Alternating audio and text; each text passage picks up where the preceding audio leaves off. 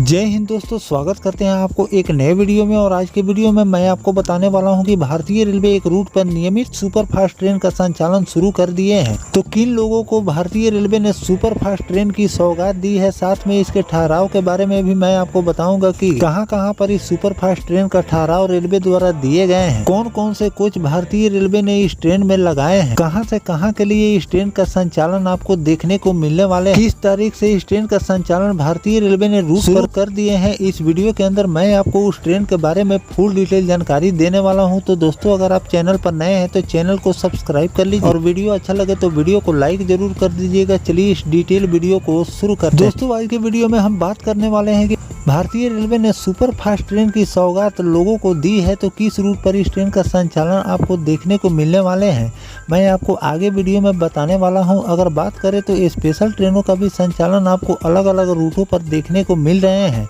जो कि summer special के रूप में रेलवे द्वारा संचालित किए जा रहे हैं। गर्मी के मौसम को देखते हुए कि जो नियमित ट्रेन का संचालन रूट पर होते हैं उसमें अत्यधिक भीड़ होने के रेलवे उस रूट पर समर स्पेशल ट्रेनों का संचालन करती है, ताकि जो नियमित ट्रेन का संचालन रेलवे द्वारा किए जाते हैं उसमें अत्यधिक भीड़ न हो और लोग आसानी से अपनी यात्रा को पूरा करें।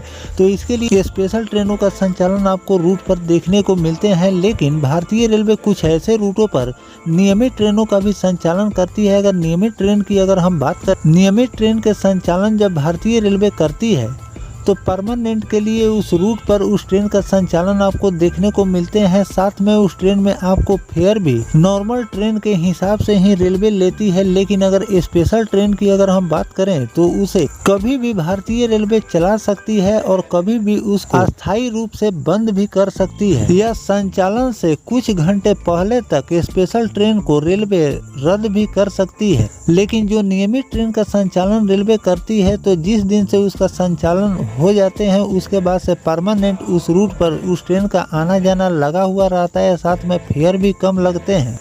लेकिन ज़्यादातर रूटों पर आपको स्पेशल ट्रेन का ही संचालन देखने को मिलते हैं। अगर लोगों की डिमांड को देखते हुए आगे चलकर उस ट्रेन को नियमित भी कई रूटों पर रेलवे द्वारा किए गए लोगों की डिमांड नहीं आती है तो उसे परमानेंट के लिए रेलवे द्वारा बंद भी कर दिए जाते हैं। ऐसे तो फेस्टिवल सीजन हो या फिर गर्मी का मौसम, इन सभी मौसमों में आपको लगातार स्पेशल ट्रेनों का संचालन रेलवे अलग अलग रूटों पर करती रहती है। साथ में लंबी दूरी के लिए आपको ज़्यादातर ट्रेनों का संचालन देखने को मिलते हैं। अगर बिहार, राजस्थान और उत्तर प्रदेश की अगर हम बात करें तो इन तीन राज्यों से स्पेशल ट्रेनों का संचालन भारतीय रेलवे सबसे ज़्यादा करती है, क्योंकि इन तीन राज्यों से सबसे ज़्यादा लोग बाहर रहकर काम करते हैं और उन लोगों को आने जाने में किसी भी प्रकार की कोई दिक्कत ना हो।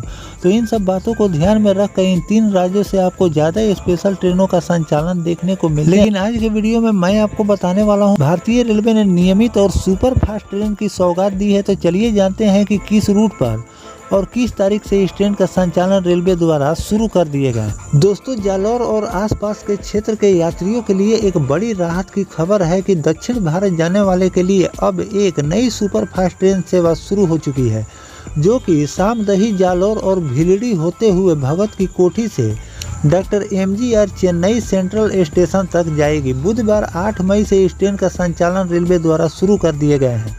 जोधपुर रेल मंडल के DRM अनुराग त्रिपाठी ने बताया कि यह ट्रेन सप्ताह में 5 दिन चलाई जाएगी और मंगलवार और शनिवार को नहीं चलेगी।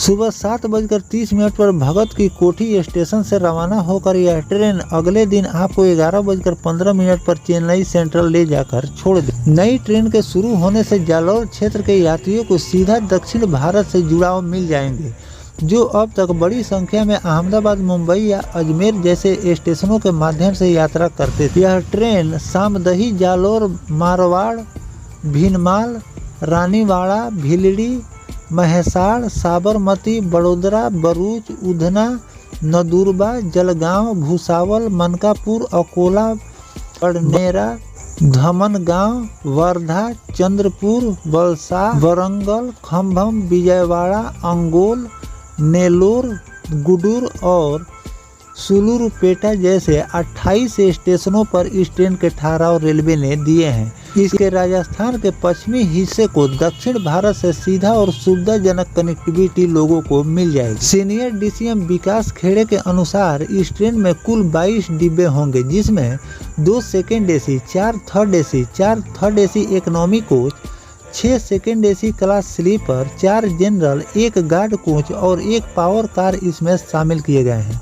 यह ट्रेन के संचालन से न केवल तीर्थयात्री और रोजगार के उद्देश्य से दक्षिण भारत जाने वालों को लाभ मिलेंगे, बल्कि व्यापारिक दृष्टिकोण से भी ये ट्रेन काफी ज्यादा लोगों को लाभकारी साबित होने वाली है। इसके साथ ही यह चेन्नई की ओर जाने वाली चौथी ट्रेन बन गई है, जो कि जोधपुर क्षेत्र से संचालित हो रही है। इससे पहले जोधपुर मंत्रागुड़ी सुपरफास्ट गुरुवार, जोधपुर तिरुचिपल्ली हमसफर एक्सप्रेस बुधवार और जोधपुर चेन्नई एगमोर सुपरफास्ट मंगलवार को चलती थी। लेकिन इस ट्रेन का सीधा फायदा जालौर क्षेत्र के यात्रियों को सीमित रूप से ही मिल पाता था। अब सामदही, जालौर, भिलड़ी जैसे स्टेशन से सीधे ट्रेन मिलने से स्थानीय यात्रियों के यात्रा और भी ज्यादा सुगम हो। तो दोस्तों, इस तरह से मैंने आपको पूरी रिपोर्ट में बता दिए हैं कि भारतीय रेलवे ने इस रूट पर सुपरफास्ट ट्रेन का संचालन कर दिए हैं। 8 तारीख के दिन से इस ट्रेन का संचालन आपको रूट पर देखने को मिल रहे हैं। सप्ताह में इस ट्रेन का संचालन आपको 5 दिन देखने को मिलने वाले हैं।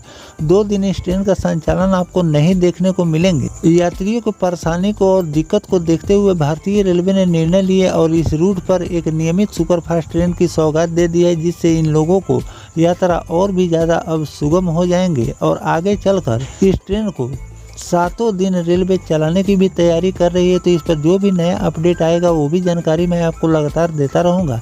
फिलहाल जो भारतीय रेलवे इन लोगों को सुपरफास्ट ट्रेन की सौगात दी है, इस पर आपकी क्या राय है कमेंट सेक्शन में जरूर बताइएगा। और किन किन रूटों पर भारतीय रेलवे सुपरफास्ट ट्रेन का संचालन करनी चाहिए ये भी कमेंट करके जरूर लिखिएगा। मिलते हैं किसी नेक्स्ट टॉपिक कोई नई जानकारी के साथ। तब तक अपने भाई को दीजिए इजाजत। जय हिंद, जय भारत, वंदे मातरम।